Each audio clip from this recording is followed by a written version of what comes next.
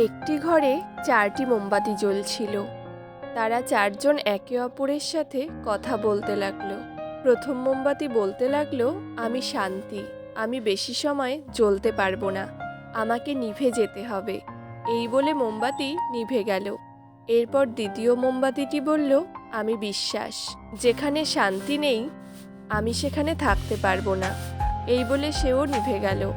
এবার তৃতীয় মোমবাতিটি বলল, আমি ভালোবাসা, যেখানে বিশ্বাস আর শান্তি থাকে আমি সেখানে থাকি।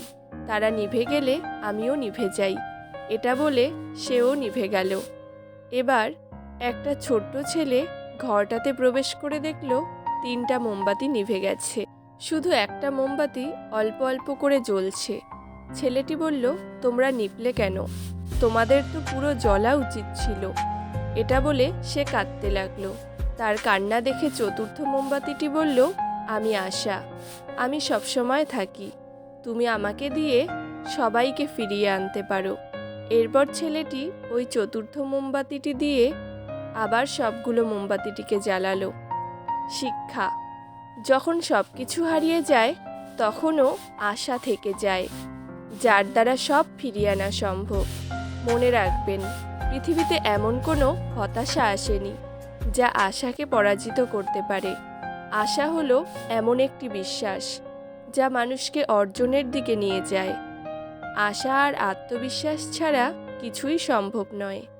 যতক্ষণ জীবন আছে ততক্ষণ আশা আছে।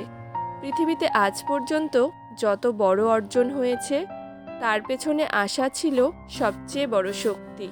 বুকের মধ্যে আশা নিয়ে পথ চলো, তাহলে কোনোদিন একা চলতে হবে না। ভবিষ্যতের স্বপ্ন নিয়ে আশা করার চেয়ে দারুণ কিছু আর নেই। যদি তোমার সামনে হতাশার কালো পাহাড় এসে দাঁড়ায়, তুমি তাতে আশার সুড়ঙ্গ কাটতে শুরু করো। সূর্য ডোবার সময়ে কিছুক্ষণের জন্য আকাশে ভোরের মতো রং দেখা যায়, যাতে মানুষ আশা করে কাল আবার সকাল হবে। আশা হলো অসীম অন্ধকারের মাঝেও আলো চেনার ক্ষমতা। ভিডিওটি ভালো লাগলে লাইক, কমেন্ট ও শেয়ার করবেন। ধন্যবাদ।